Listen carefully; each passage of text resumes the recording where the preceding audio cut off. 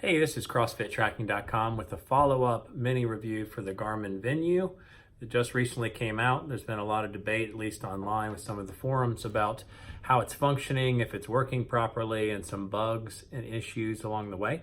This is actually my second device. I actually had to return the first device, so I'll give you sort of general review of what I like about it with now a functioning device and even before with the misfunctioning.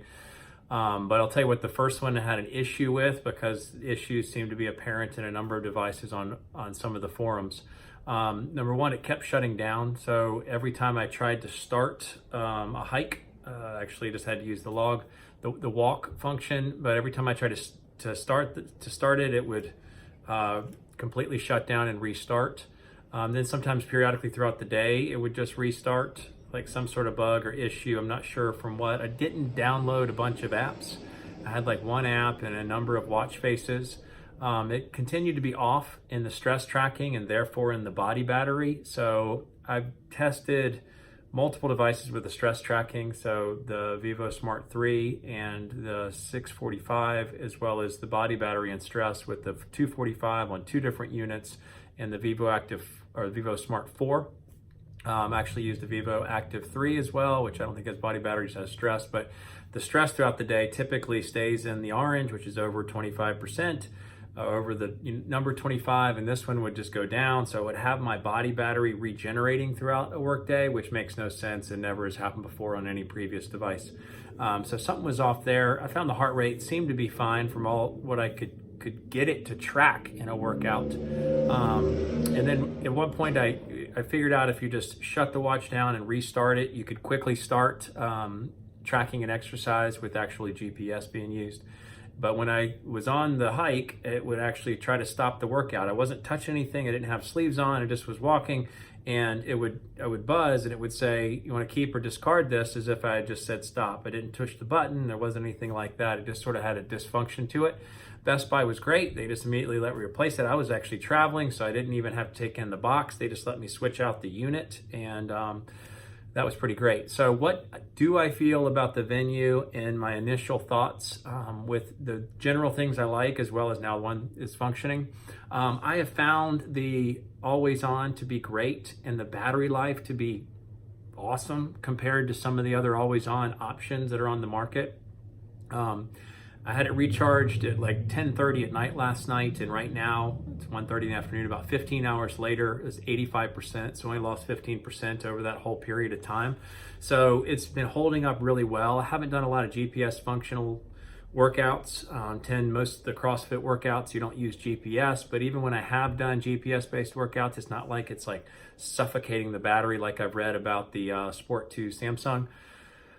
Tends to have a lot more battery issues or quickly depleting it. I think it'll easily go probably a 3-day period with just doing, workouts in the box on, traditional CrossFit 1-hour classes. But I've loved the always on screen. It seems to always appear and be fine. And, I don't have any issues with that. The notifications automatically pop up. So that's been a continually, great. I love seeing the Garmin functionality in the brighter AMOLED screen. It really is just a whole different experience from all of the years and all the different devices I've tested on the Garmin platform with the whatever that technology was, where it was good in sunlight, but sort of dim and generally all other times. But the AMOLED screen has been fantastic with the visual colors and the brightness and everything. I keep mine at 30% bright. I keep my sensitivity low because it tends to work just fine to have the full watch face appear when you raise the wrist. A couple of other glitches about it. The pulse ox, I've been running it all the time.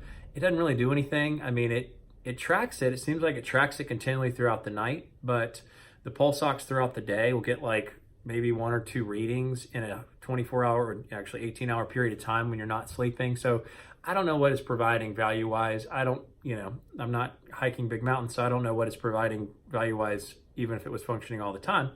But it just seems very limited. Breathing at night is great, that it's tracking your breathing, and obviously there's functional uses for breathing in specific workouts like Pilates or yoga. but I don't see it translating to anything. So it can tell, the lowest number of breaths per minute and the highest number and the average, and that's great, but I want them to combine it in a way that actually makes it purposeful. So one thing that's great about the Polar Ignite, again, one of my favorite watches, was that it combined all these things into an overall recharge evaluation through your night's sleep. Here, Garmin, will tell you how much deep sleep you got, how much light sleep, how much REM sleep, what your pulse ox was throughout the night, what your breathing average was throughout the night, but it doesn't really translate to anything. I think the stress is still the driving component for what translates to your body battery regeneration.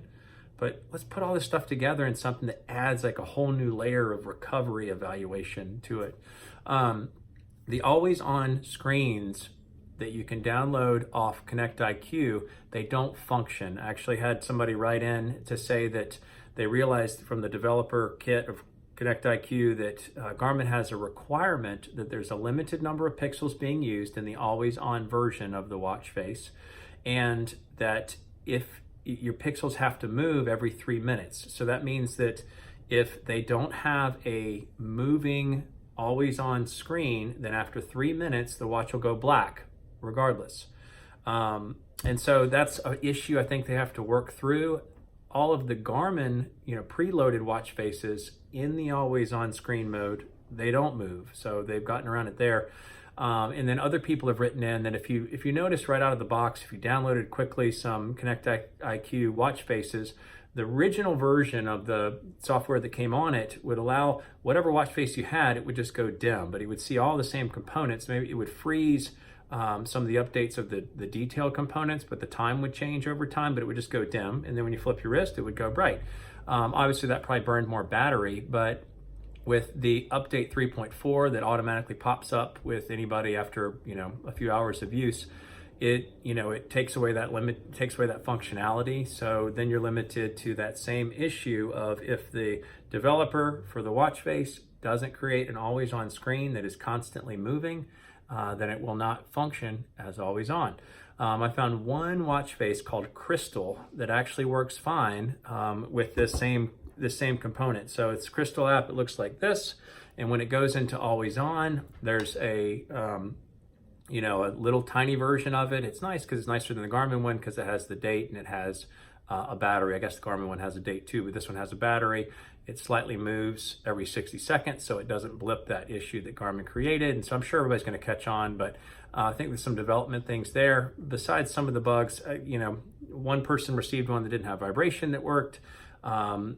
People have written about other issues, so make sure you have a functioning device, and if it has anything quirky to it, then this is the always on. Let's see if I can get it. The always on for the, yep, there it is. So that's it so far, just to give you an update to it. It's been fantastic as far as the screen quality and the Garmin platform and the way it works. Obviously, they've got to add, cardio load or whatever that's called, to track the anaerobic and aerobic output of the workout, as well as the training effect is what it's called. So hopefully those things will be added at some point in another device. I doubt it's going to upgrade on this one, but it's been great now that it's functioning, and I'll give you an updated full review at some point. Again, the Garmin Venu from CrossFitTracking.com. General thoughts and quick update.